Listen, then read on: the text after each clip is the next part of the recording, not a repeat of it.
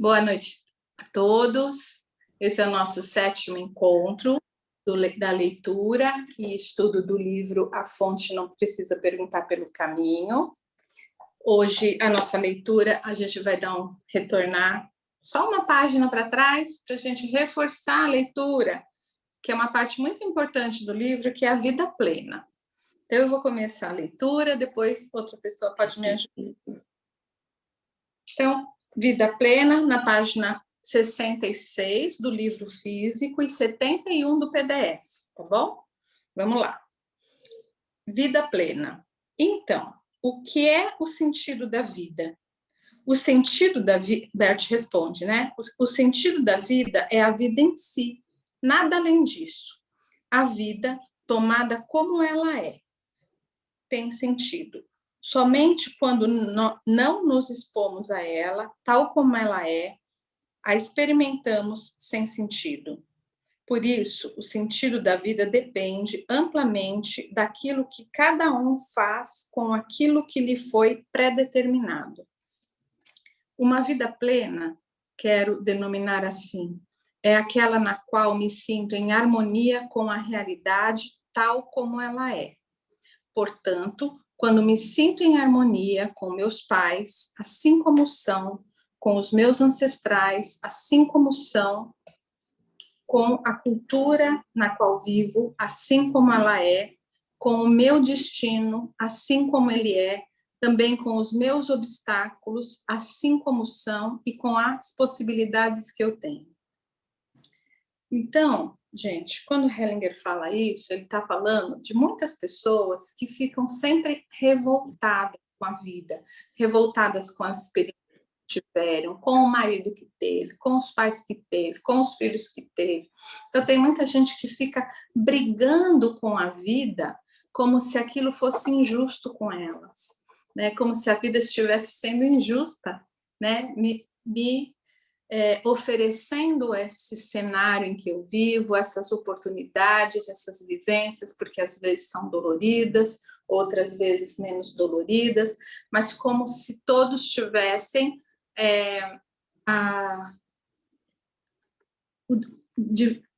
todos tivessem que ter a oportunidade de ter um destino fácil, né? E às vezes as pessoas ficam se remoendo e se revoltando, né? Quando a gente fala da revolta, né? A revolta é um voltar várias vezes para a mesma situação. Então, quando eu me revolto com algo, eu não aprendi nada com aquilo.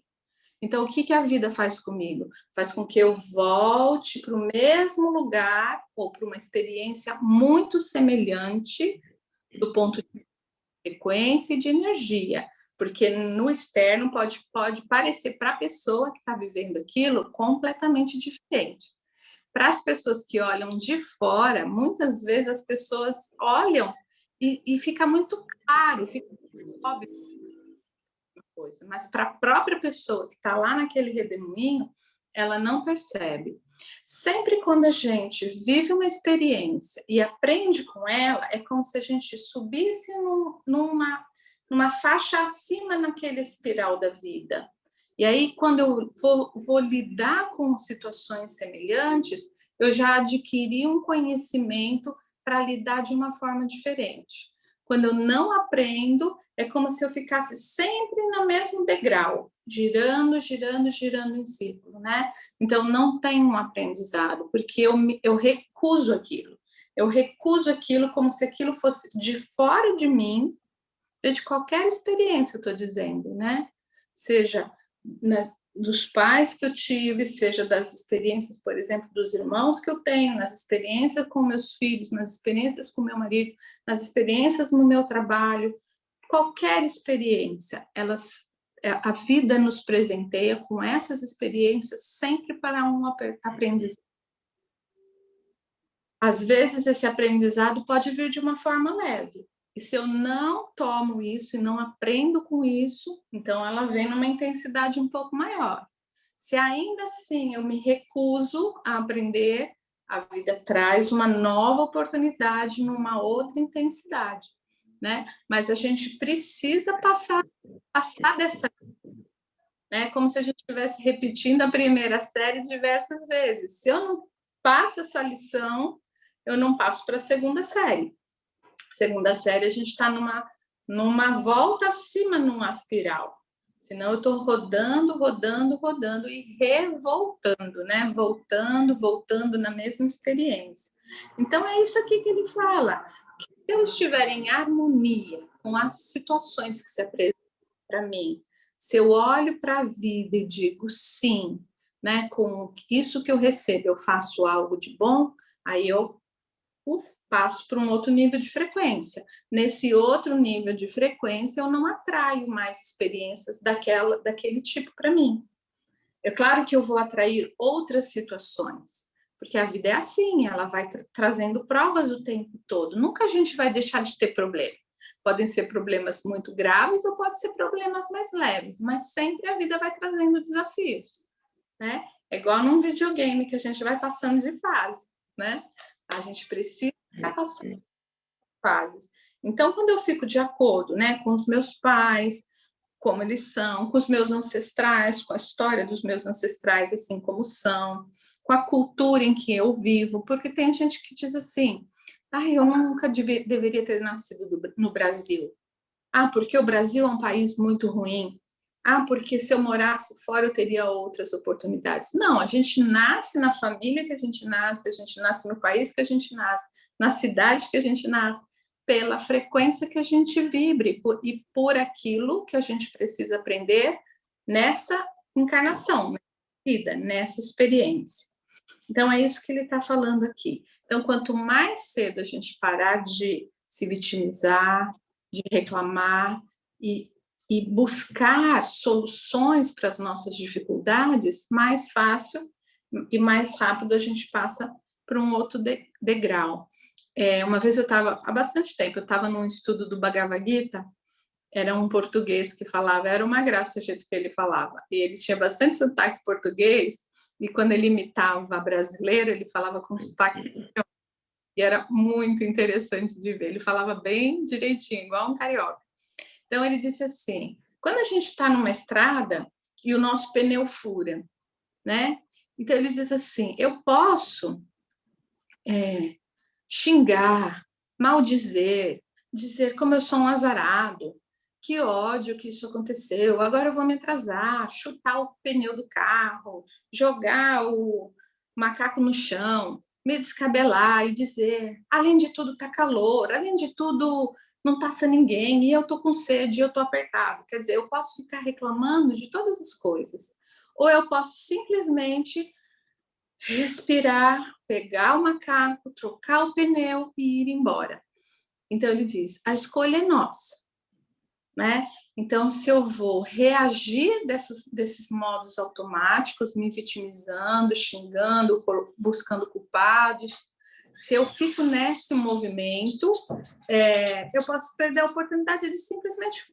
Porque, de qualquer forma, xingando e gritando, eu vou trocar o pneu, respirando e buscando um alívio, eu vou trocar o pneu também. Então, trocar o pneu é inevitável, né? Então, eu escolho a forma como eu vou reagir às situações, né? Ou eu escolho reagir, ou eu escolho apenas agir. Então, é disso que ele está falando. Então, vamos lá. Aí tem uma outra pergunta que a repórter faz. Ao escutar isso, poderia-se pensar que não podemos ou não devemos nos desenvolver de modo algum para além de nossa situação?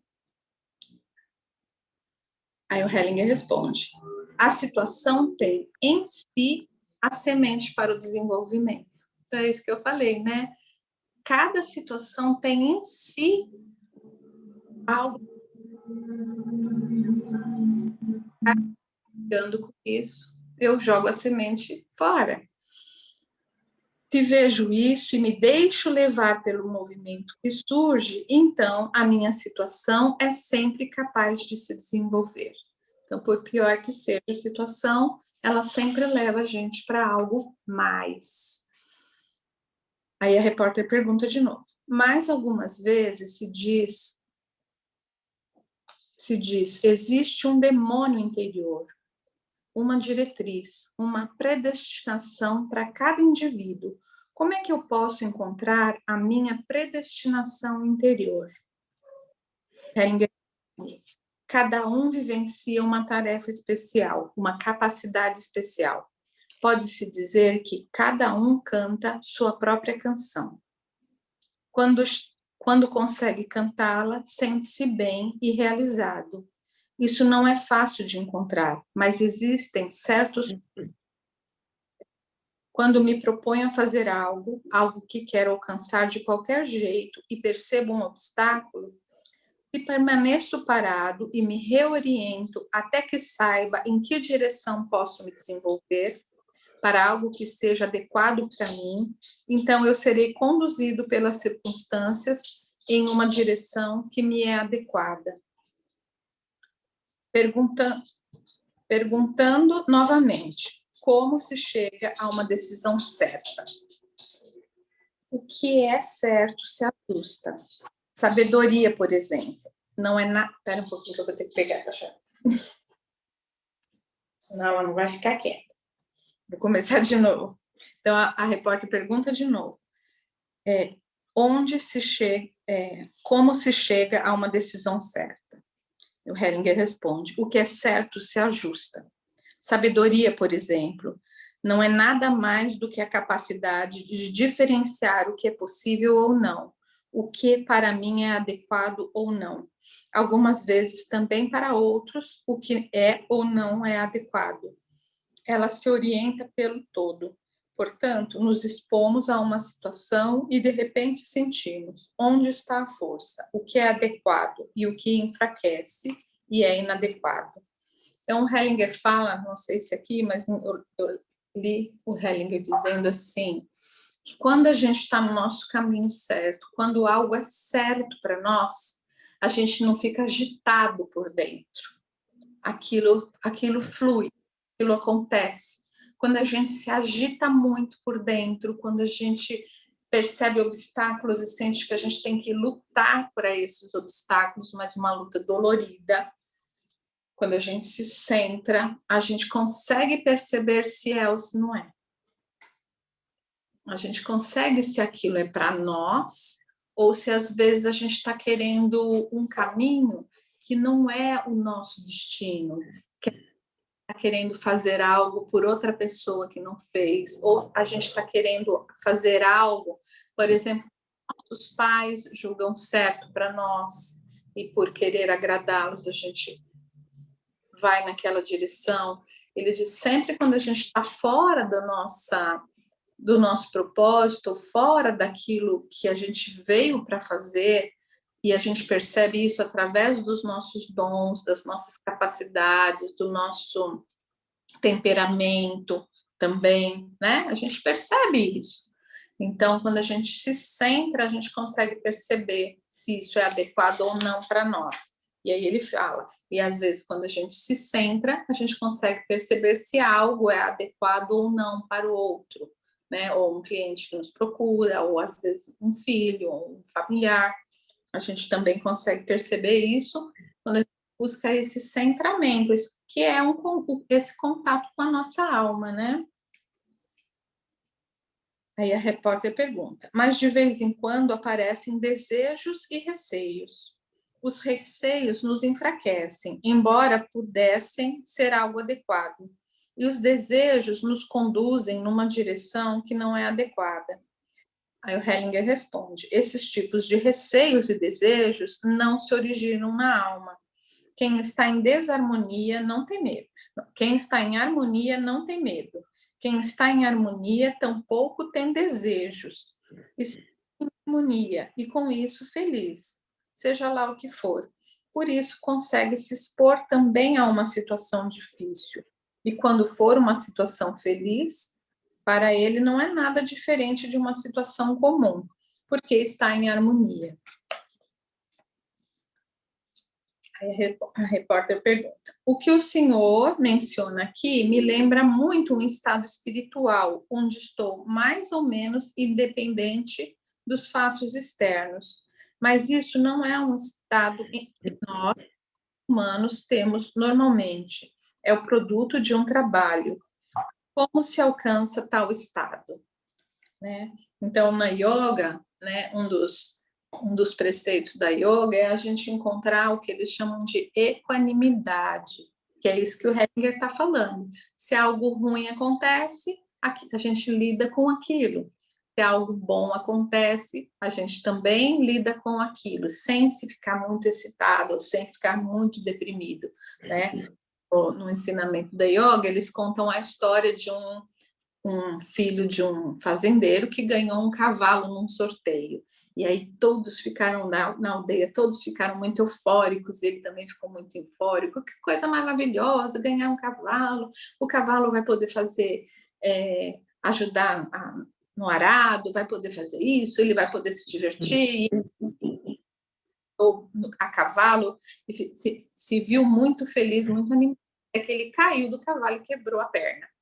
E aí todo mundo, nossa, mas que maldição, veja, ganhou um cavalo e agora quebra a perna, como esse menino vai fazer agora com a perna quebrada, não pode ajudar o pai, né? Mesmo que o cavalo pudesse ajudar no arado, se o filho não pode ajudar o pai no campo, como vai ser dessa família? Passou algumas semanas, o país entrou em guerra e os comandantes do exército foram nesses povoados buscar todos os garotos, né, daquela idade de 17, 18 anos para ir para a guerra. E esse moço, que tinha quebrado a perna, não pôde ir para a guerra. Então, que bênção, olha só, no fim, quebrar a perna foi um livramento para algo que poderia ser muito pior. Então, nos ensinamentos do yoga, eles contam essa história para a gente poder perceber que existem coisas que o que está escrito é muito maior do que aquilo que a gente está vendo. Né? Então, veja, às vezes nasce uma criança autista numa família. O que isso quer dizer? Isso é uma total desgraça? Claro que não.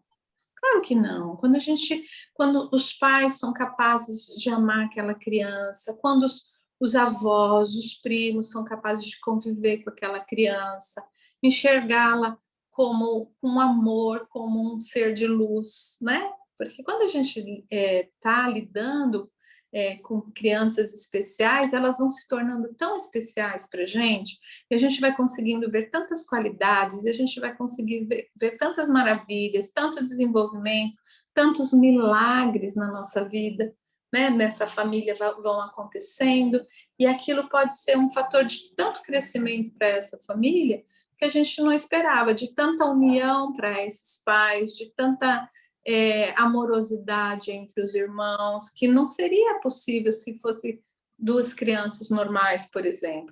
Então, a gente vai percebendo que tudo que vem, né, possa se apresentar como algo mal ou se apresentar como algo bom, tem várias facetas, várias facetas.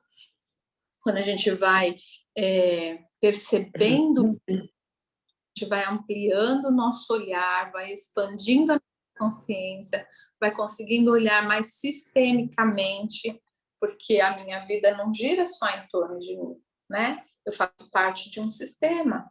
Então, a minha vida gira em torno da minha família, a minha vida gira em torno, não, né? Está inserida, né, na minha família, está inserida na minha comunidade, está inserida no meu trabalho, está inserida na minha cidade. Então, como a gente vai ampliando, né?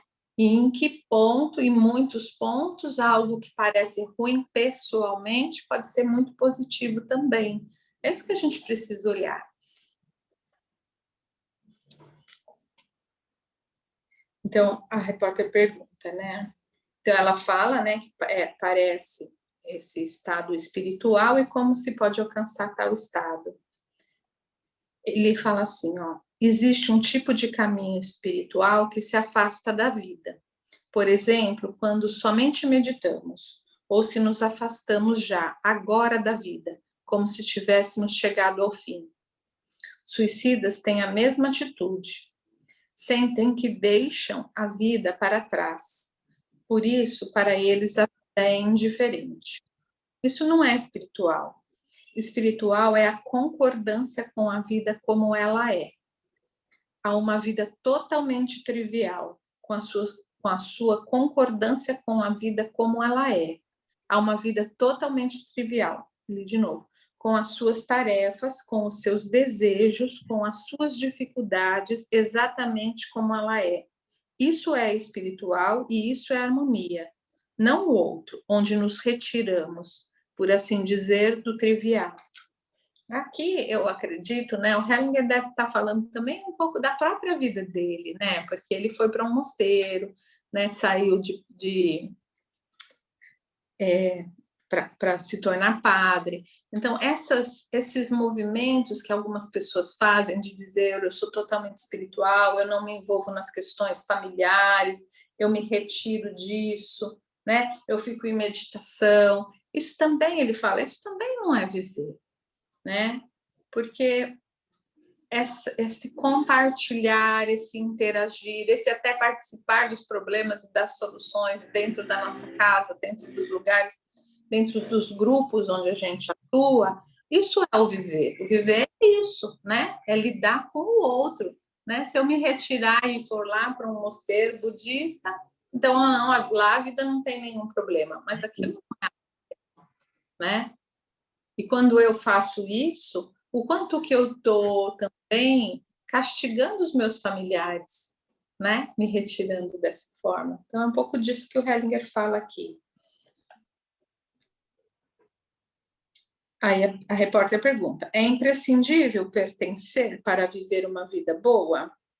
Hellinger responde, é preciso pertencer para nos sentirmos bem, mas existem diferentes maneiras. Portanto, posso me sentir pertencente à minha família.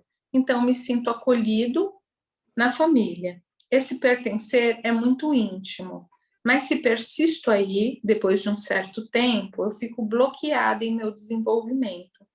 Se eu não reconheço também os valores das outras famílias, por exemplo, um homem que se casa com uma mulher em cuja família vigoram outros valores e não reconhece essa família, então o casamento fracassa.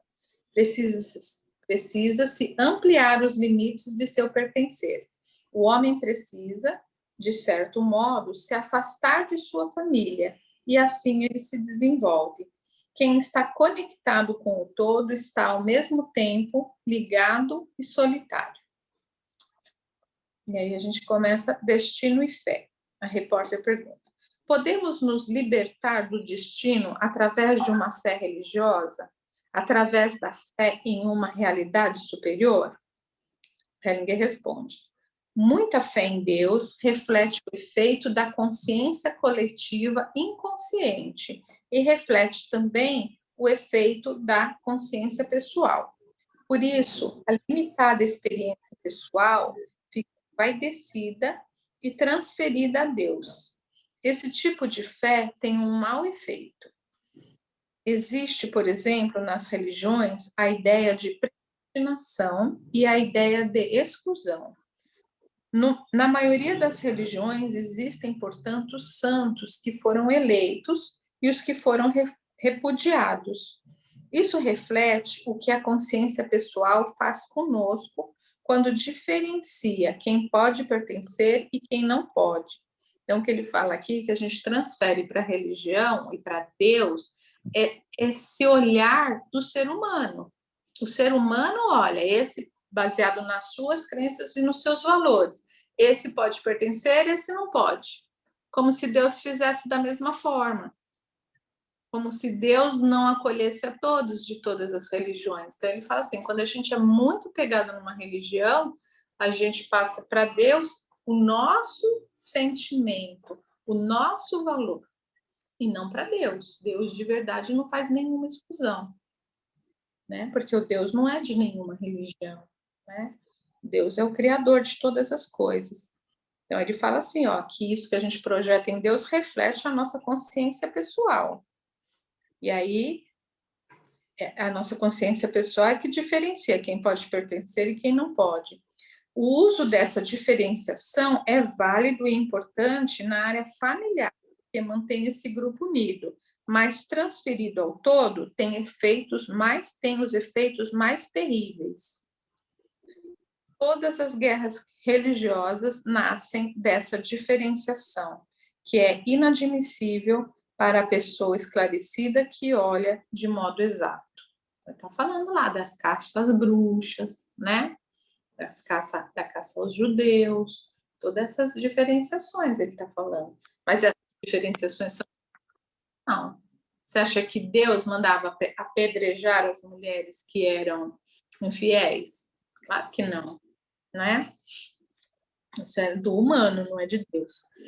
Pelo contrário, a consciência coletiva reflete algo totalmente diferente, isto é, que ninguém pode ser excluído e que toda exclusão tem um efeito terrível. Por isso, a diferenciação entre o bom e o mal, como é aplicada nas religiões, tem na alma do indivíduo um efeito devastador.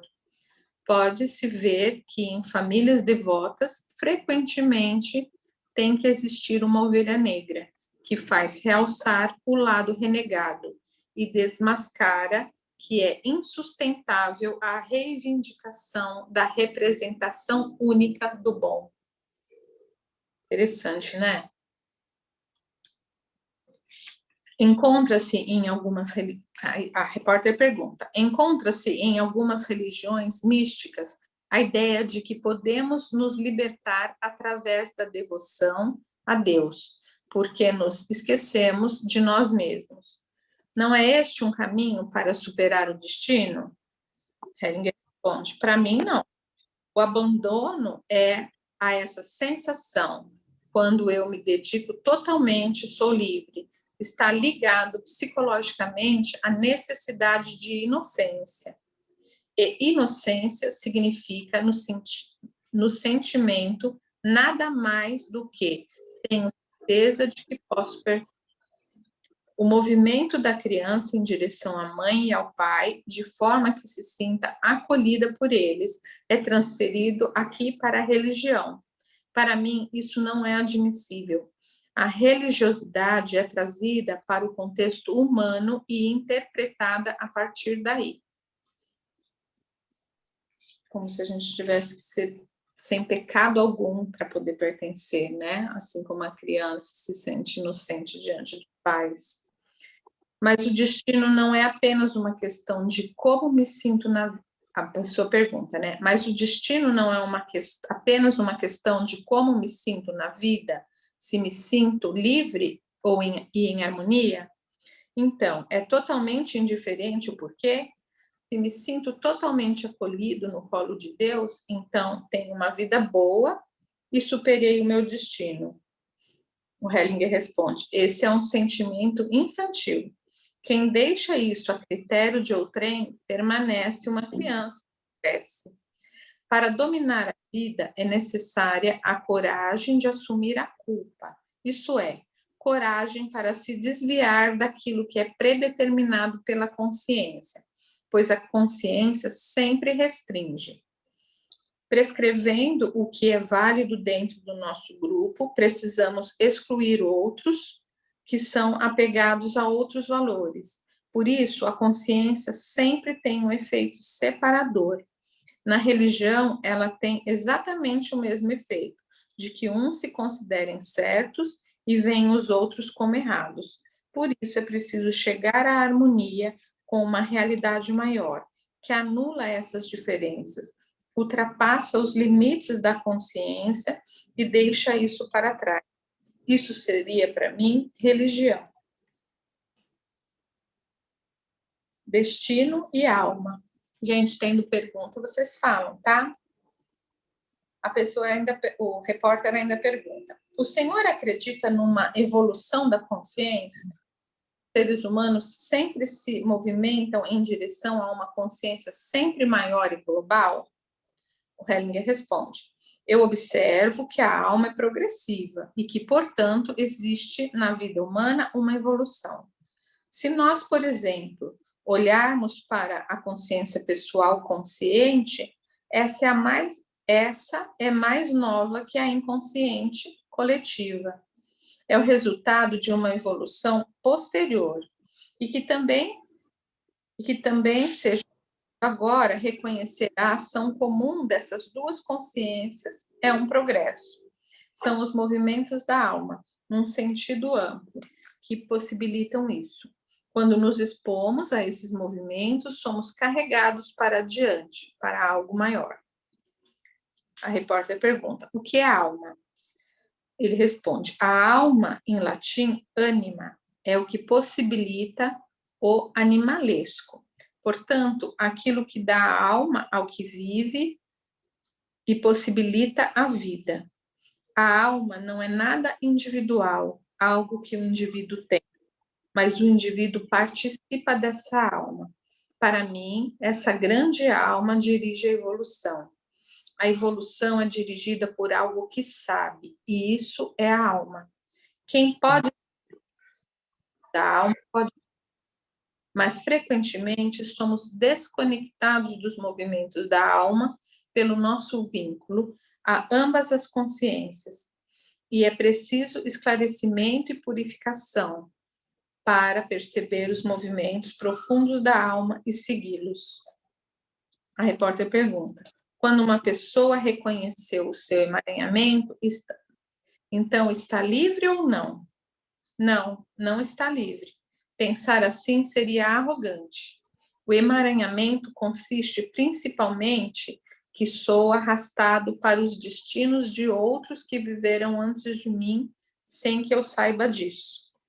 Quando posso compreender o emaranhamento, por exemplo, com a ajuda de uma constelação familiar, mas também de uma outra maneira, então posso me libertar disso, mas apenas em parte, porque essa libertação é um processo de purificação, e isso é uma parte de minha vida.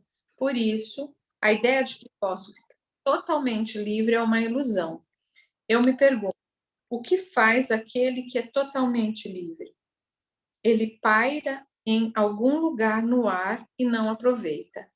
Mas quando se sabe estar vinculado e se entra nesse processo e nele se experimenta essa purificação, isso nos faz felizes.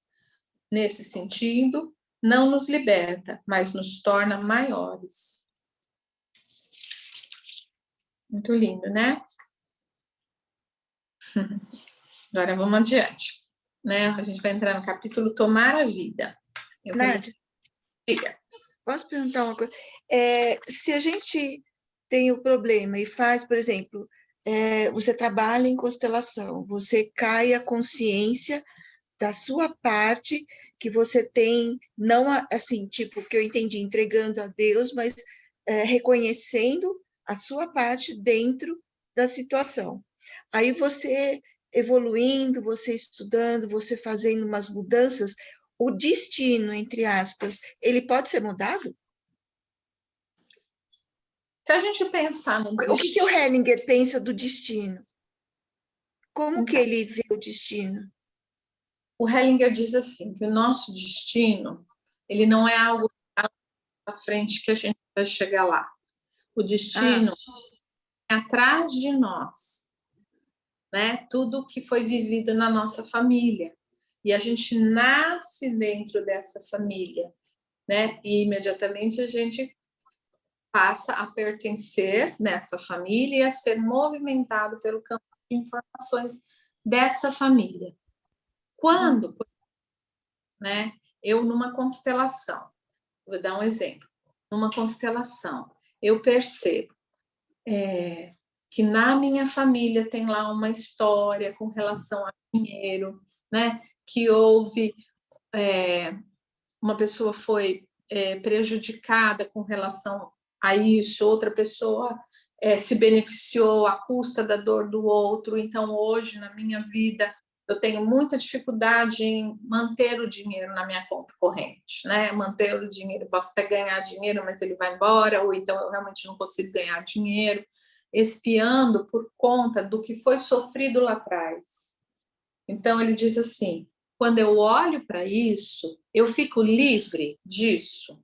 Ele fala: não, eu não fico livre, eu me vinculo de outra forma com essas pessoas. Eu posso dizer para essas pessoas: eu faço diferente honra a vocês. Se agora eu ganho dinheiro, se agora eu faço algo de bom com o dinheiro que eu ganho, se agora eu posso fazer investimentos prósperos com o meu dinheiro e que o dinheiro possa ficar na minha carteira ou nas minhas contas bancárias, então eu faço isso em honra a vocês.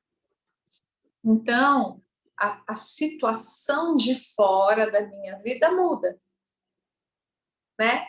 Mas o meu destino ali agora é reverenciado. Aquilo que foi, né? É olhado de outra maneira.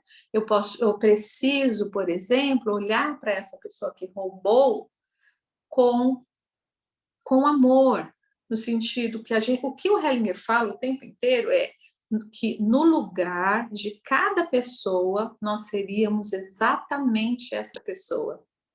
Então, se eu olho para uma pessoa que roubou o dinheiro da minha família, com ódio, com repulsa, com julgamento, como se eu fosse muito melhor do que ela, então, o que acontece comigo? Eu sou como ela. Eu sou exatamente como ela. Eu posso não roubar dinheiro, mas eu posso roubar ideias, eu posso roubar possibilidades das outras pessoas, sabe? Também são roubos de outras formas. Então, na verdade, quanto mais eu olho, mais eu critico, mais eu vou viver, eu vou sendo como ela. E quando eu olho para ela e concorde com aquilo que foi, e tenha uma nítida certeza, no seu lugar eu seria exatamente como você. No seu lugar eu não teria conseguido fazer diferente, porque ela também foi movimentada por forças, às vezes de repetição de destinos, os sentimentos dela que fizeram ela fazer essa, o que a gente pode falar, escolha, né? Não é uma escolha, na verdade. Ela está dentro de um campo de consciência, onde isso é algo que aqui,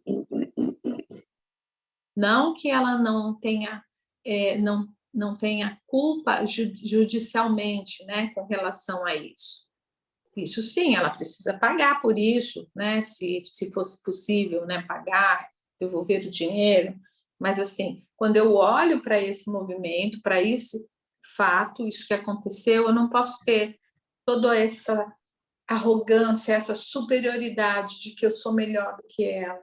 Então, quando a gente se conecta com essa pessoa dessa forma, e agora ela é incluída no meu campo familiar, e ela é incluída no meu coração, agora isso não precisa mais se manifestar.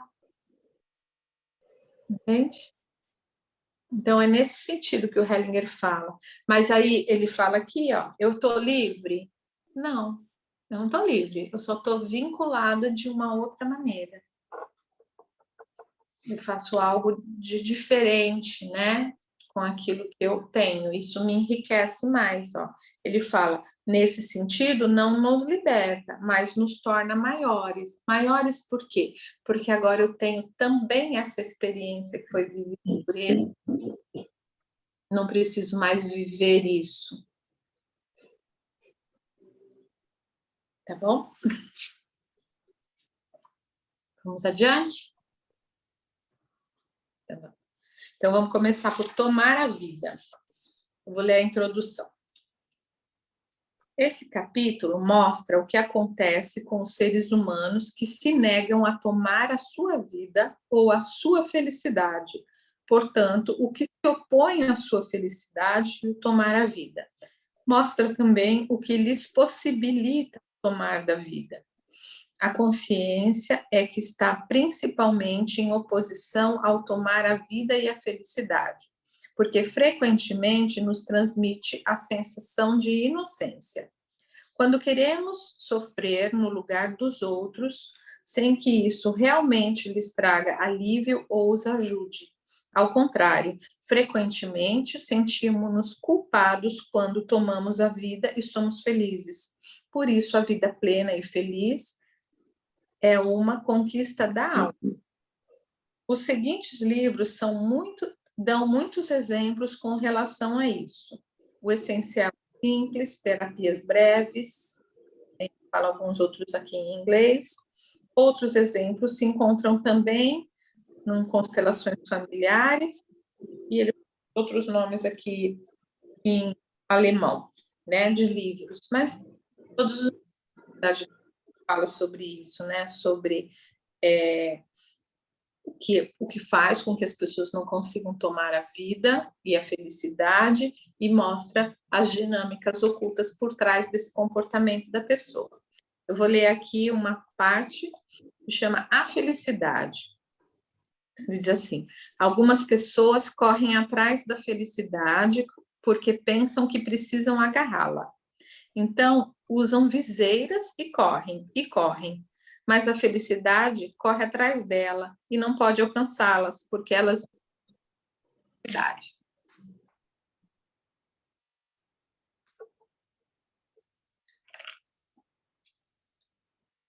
Hegel. Então, ele fala, né, dessa voracidade que às vezes a gente tem de fazer coisas, e aí a felicidade está ali, ó, do nosso lado, nas coisas simples, né? Mas a gente não está olhando para ela. A gente está correndo, achando que é o fazer é que vai me trazer aquilo que eu quero, ou aquilo que eu vim para conhecer, né? E aí, na verdade, tudo que é nosso vem para nós, quando a gente se coloca no fluxo. Tudo que é nosso vem para nós, é só a gente entrar no fluxo. Hellinger, para um paciente que se sente bem após ter se submetido a uma quimioterapia. Largue a felicidade e quando ela vier a bater na sua porta, abra somente a porta. Você pode também deixar a porta aberta. Aí a felicidade pode ir e vir como quiser e talvez se sinta à vontade com você. Para um outro cliente, você está bem agora, poderia ter terminado mal.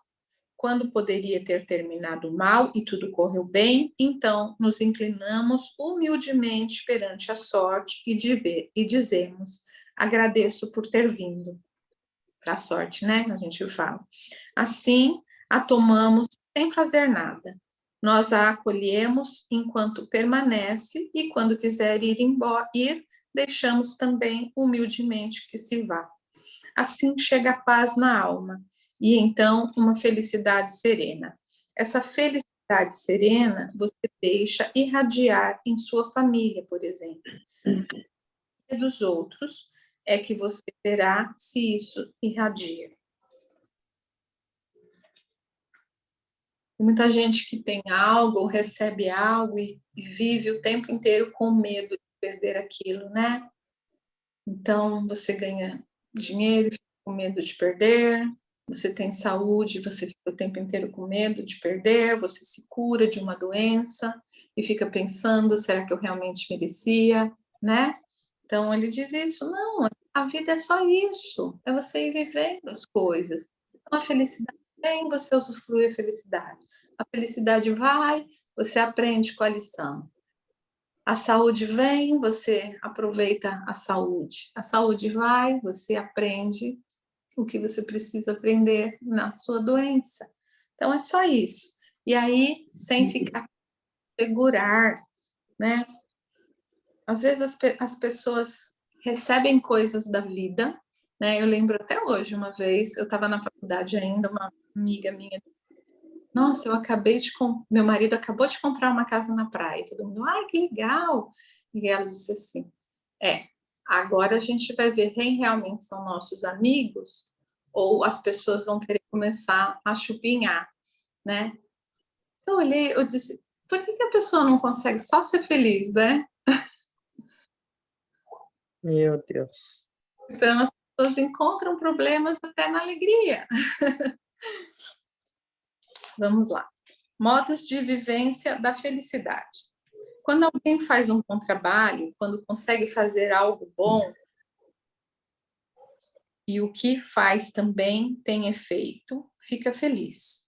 Essa felicidade é tida como realização, é independente da chamada sensação de felicidade. Tem algo de essencial, algo pleno, faz a pessoa feliz. mesmo que se encontre numa situação terrível e não esteja feliz nela. Também existe a sensação de alegria. Isso também é felicidade. Posso ter isso junto com outras pessoas, mas também independente delas. A sensação de alegria aparece quando tomei meus pais e eles podem estar vivos dentro de mim como um todo, do jeito que são.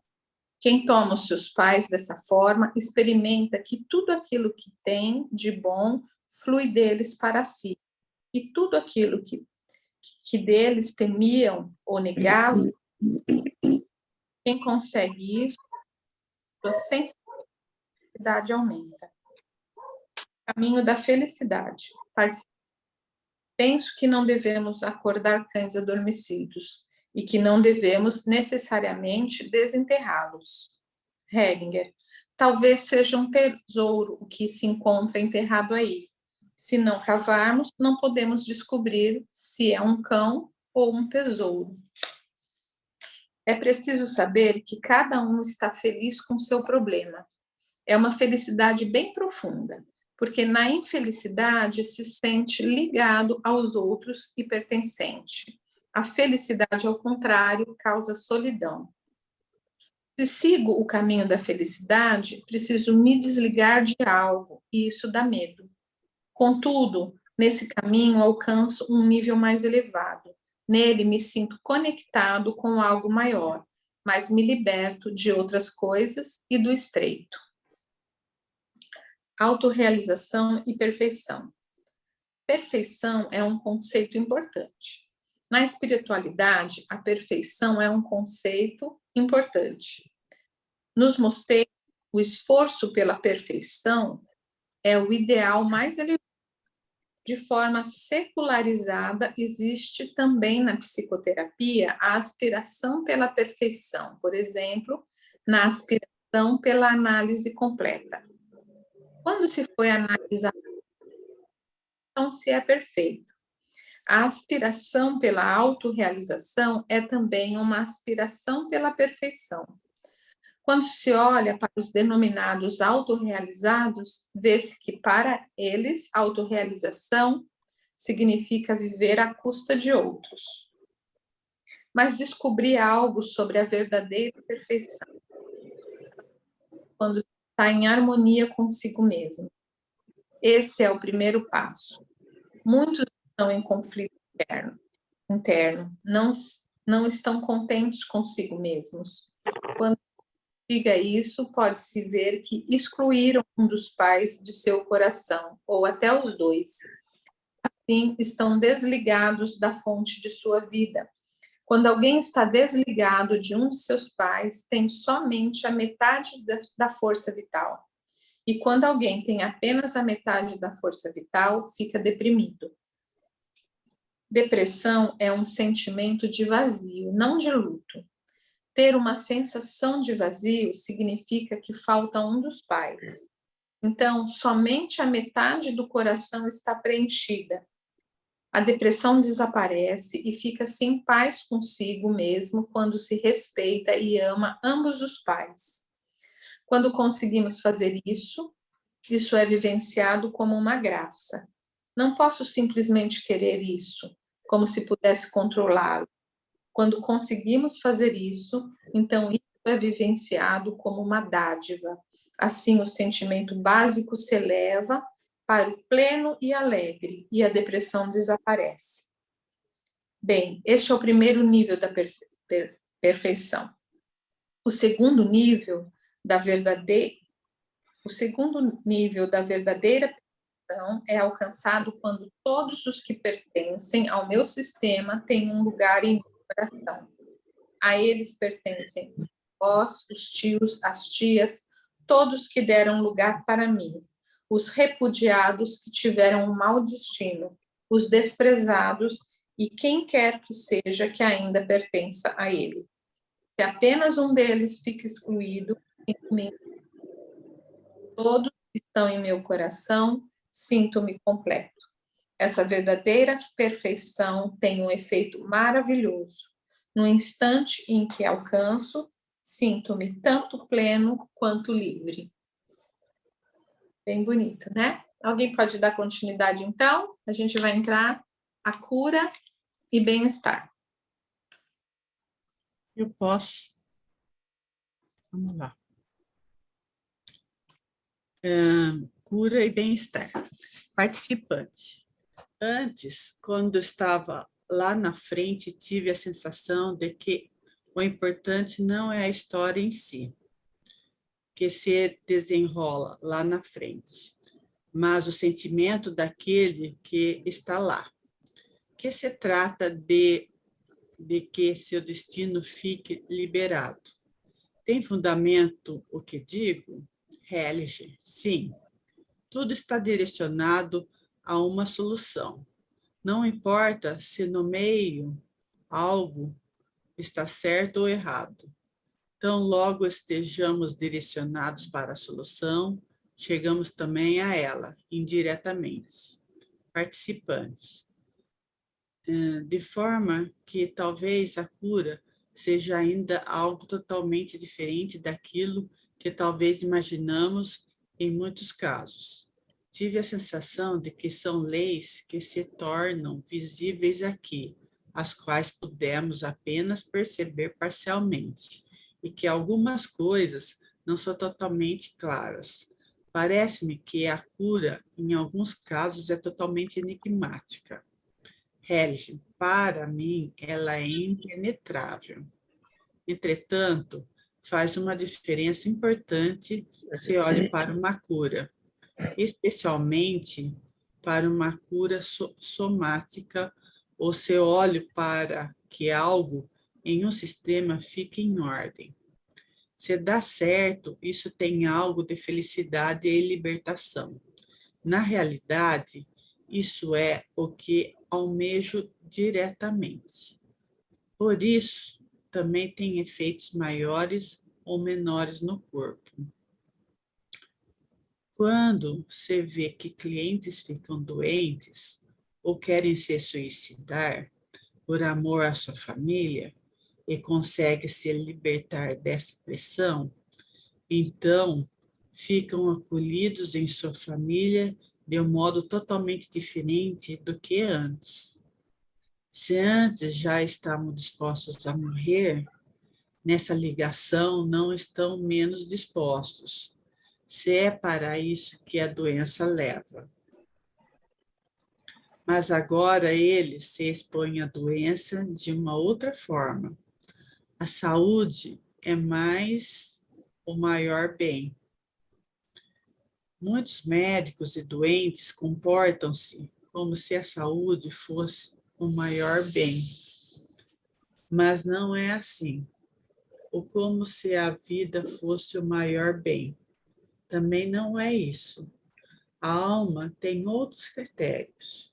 Se for permitido que ao lado da saúde também o estar doente seja significativo e grande, e que ao morrer em sua hora é significativo e grande, então poder-se-ia lidar com a doença e a morte mais serenamente. O dito filosófico mais antigo do mundo ocidental provém de um certo Anaximandro.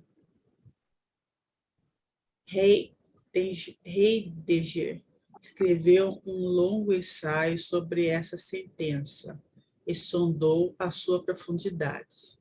Na tradução usual, a sentença diz: onde as coisas têm a sua origem, para lá também devem submergir segundo a necessidade, pois precisam pagar penitência e serem punidas pelas suas injustiças, conforme a ordem do tempo. Quer dizer o seguinte: quem se retém a vida além do tempo, peca na essência. Nós vamos com a corrente da vida e com a corrente da morte. Essa é a grande harmonia. Dentro dessa corrente resultam tanto o bem-estar e a cura, como também o estar doente e o morrer. Então, teremos perante a vida e a morte uma outra postura. Muito bem. Fazendo um parênteses aqui, Nádia, uma Para vez teve um encontro nosso, que a gente estava lendo aquele livro Olhando para a Alma das Crianças, e aí você fez uma constelação. Era um adolescente acolhido e alguém trouxe uma questão do jeito dele, não lembro se era uso de droga, enfim. E aí você abriu a constelação e você falou assim, eu não posso mexer nisso, porque a forma dessa família expressar o amor é através da morte. Então eu tenho que respeitar e eu não vou seguir essa constelação. E aí você encerrou ali. E aí deu ainda uma Diberte e falou para a gente que a gente quer salvar todo mundo, né? A gente, como psicólogo e assistente social, né? A gente tem essa tendência de se deparar com uma situação difícil e querer salvar, né? De forma que a gente acabou, né? E foi a colega que levou essa situação, mas eu lembro que eu também tinha levado uma situação de uma adolescente que estava acolhida, uma situação bem difícil, e deu na mesma situação, né? Então, agora, lendo esse trecho aí, é bem isso, né? Às vezes a gente fica querendo dar um significado para a morte com cabeça de ocidental, né? A Nádia caiu? Não. E a morte tem essa grandeza, né? Porque a única coisa certa que a gente tem nessa vida é que um dia nós vamos morrer. Não sei de que forma, uns mais cedo, outros mais tarde, mas é a única coisa que a gente tem certeza para a gente, né? No nosso final. É. E a gente, como ocidental, é difícil olhar para isso, né? Eu acho que os orientais são mais bem preparados. É. Essa parte desse livro é linda. A gente precisa ler várias vezes para que a gente possa Nossa, achei assim. ir assimilando isso, né? Aqui fala um pouco da pergunta da Márcia, né? Quando ela fala do destino, né? A gente se vê livre do destino. Então, para que o Hellinger olha quando ele faz uma constelação, né? Ele fala aqui nesse parênteses assim, né? Quando ele fala assim, para mim ele fala que o que aparece na constelação, o rapaz coloca aqui é enigmático, né? Enigmático, mas ele fala não, para mim é impenetrável, né? Mas a diferença vai acontecer pela forma como eu, constelador, olho, né? Se eu olho só para a cura do corpo do paciente e o paciente não se cura, se eu olho para isso como se isso fosse o essencial, é claro que eu vou me sentir frustrada, né? Porque eu quero mudar o destino do outro. Então, não estou sem nenhuma intenção, eu estou indo com uma intenção. O que ele eu olho para que o sistema fique em ordem, para que os excluídos sejam incluídos, para que os fatos traumatizantes sejam olhados com respeito, né? Para que eu consiga dar no meu lugar a tudo que foi. Meus ancestrais passaram fome, se os meus roubaram, assassinaram, param de guerra, se os meus ancestrais apenas precisaram fugir disso tudo e sofreram com tudo isso. Então, quando eu abarco tudo isso, e trago para o meu coração como constelador, eu faço, né? Hellinger fala isso o tempo inteiro, o constelador faz isso.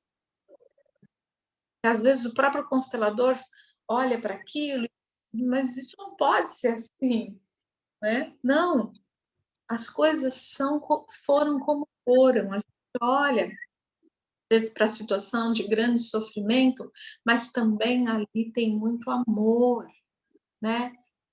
A gente olha como constelador para o amor. Às vezes o amor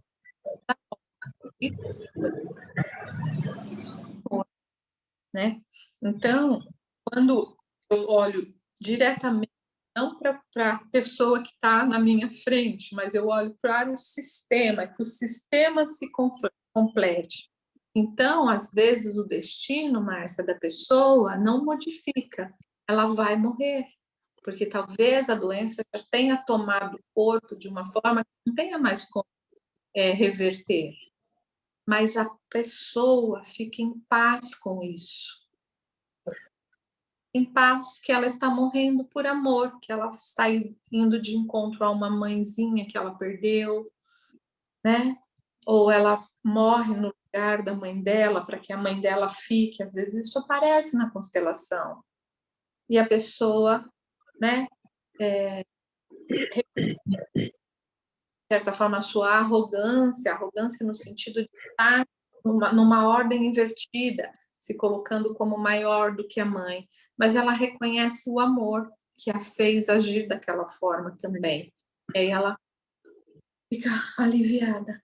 E aí a morte, então aqui, né, quando a pessoa fala, né, a morte não é, ele fala aqui, ó, a saúde não é o maior bem. Muitos médicos e doentes comportam-se como a saúde fosse o maior bem, mas não é assim. Ou como se a vida fosse o maior bem, mas não é assim. O maior bem é o amor. É o amor que se manifesta. E a pessoa fica em paz. Fica em paz. E ela cumpriu o destino dela. O destino dela nesse emaranhamento foi carregar ou expiar pelos antepassados.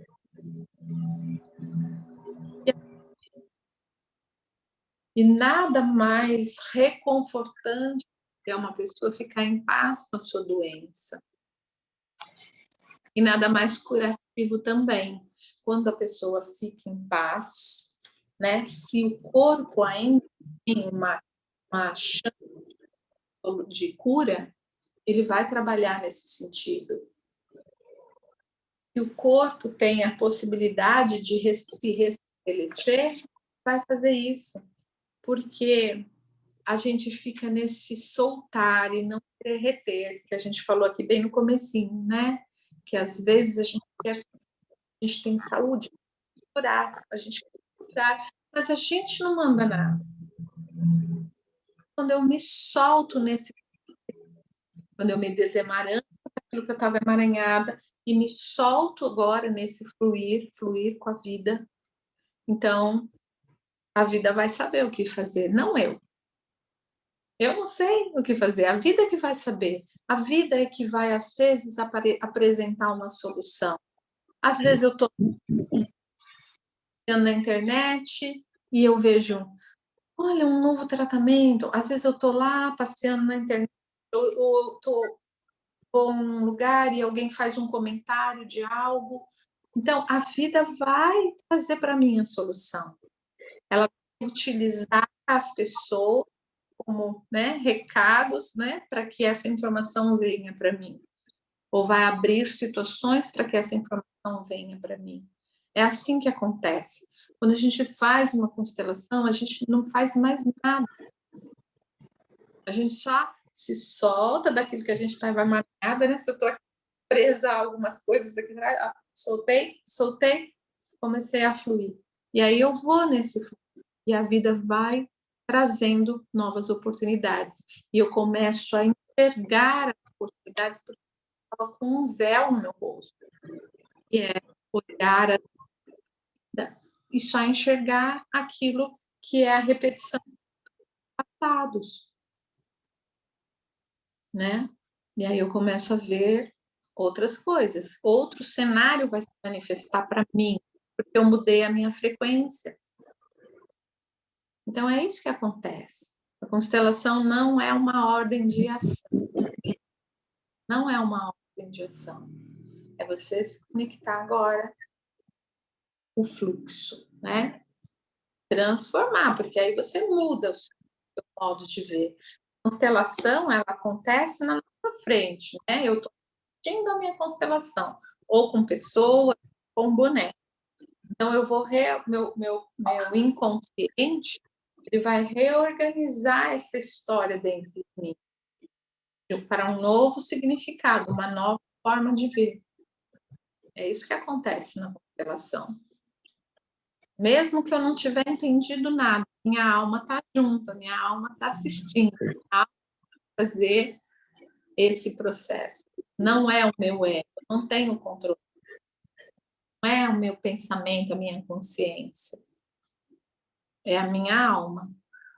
A minha mente, o meu ego, na mesma hora diz, mas...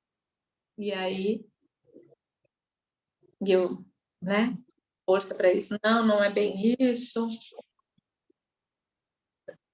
Hellinger estava errado. Né? Aí a gente volta para trás. Mas quando a gente solta no nosso coração, aquilo puff, já fez efeito ali.